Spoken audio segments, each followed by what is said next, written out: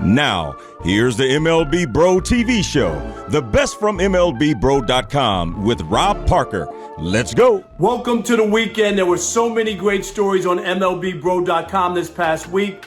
In case you missed some, we'll take a look back. Let's start here.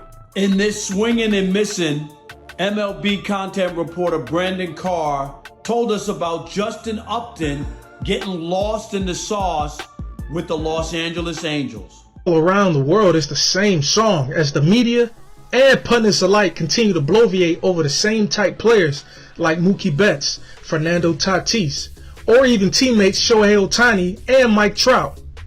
But what about their teammate Justin Upton, who at the plate is hotter than John Blaze? J-Up is currently on an 11-game hitting streak, and he's flying under the radar? In his last 7 games, he's accounted for 3 runs, 7 hits, 2 RBIs, and 2 home runs, but he's not receiving any media attention. On the season, he's averaging .240 with 18 hits, 12 RBIs, and 5 home runs in only 20 games. Over here at MLBBro.com, we're not wandering in La La Land. We are wide awake. And J-Up, if you keep raking at this pace, then sooner or later you'll be in demand.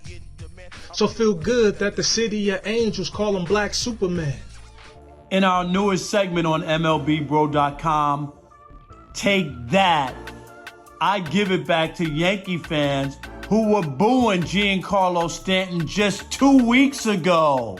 2 weeks ago, Yankee fans were killing their DH Giancarlo Stanton. They said he was a bum. He was washed up. The Yankees made a mistake for trading for him in that big contract. They could not be more wrong. We get the frustration. At the time, Stanton was batting .158 and scuffling big time. No one knew for sure what was wrong or if he would ever get out of it.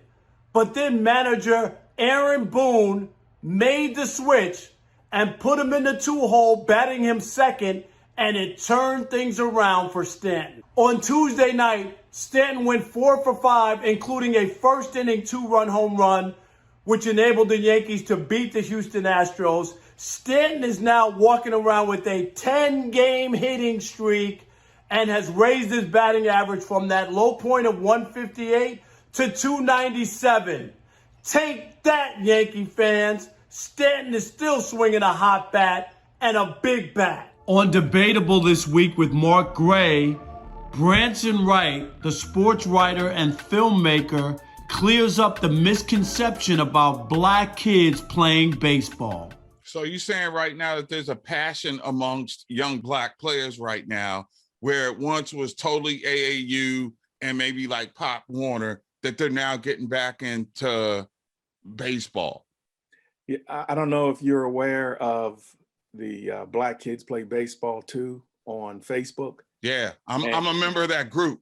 I mean, you see all of the families that are involved and all the kids. And when you see the black kids are playing travel baseball. And in fact, one of the kids that I interviewed, kids, like I'm old. I guess I am old. Well, you are, yeah. Embrace it. Yeah, I still have an AOL account. But one of the young men on Eastern Kentucky said these are the most white teammates that he's ever played with. And he said Little League was all black and the coaches, high school was all black, travel was all black. The kids are there.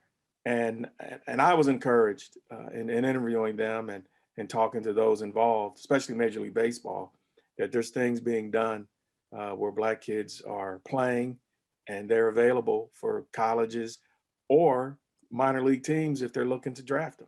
Lastly, on the MLB Bro Show this week, it's a bro you need to know. Glenn Burke, the first openly gay baseball player. A bro you need to know is former Los Angeles Dodger outfielder Glenn Burke, the first openly gay major leaguer. There's a new book out about his complicated life and his contributions to the game. He was traded from the Dodgers when management of the organization learned about his sexuality, and they attempted to bribe him to get married to, and he said, to a woman And when they said yes, he said, no, I'm not going for that. The book is called Singled Out. It's by New York Times bestselling author Andrew Marinis. It was Glenn who invented the high five after Dusty hit what was his 30th home run of the season in the very final game of the year off of J.R. Richard. And as Dusty's running back to the dugout, Glenn raises his arm in celebration, and Dusty slaps it, and that's the first high five. And Burke played just 3 years in the major leagues, 2 with the Dodgers and 1 year with his hometown team, the Oakland A's. After leaving baseball, he fell on hard times, ultimately got sick, and died at age 42. That's our show for this week. I'm Rob Parker. We'll see you again next weekend. And all week long, check in on MLBBro.com for the best coverage of black and brown major leaguers.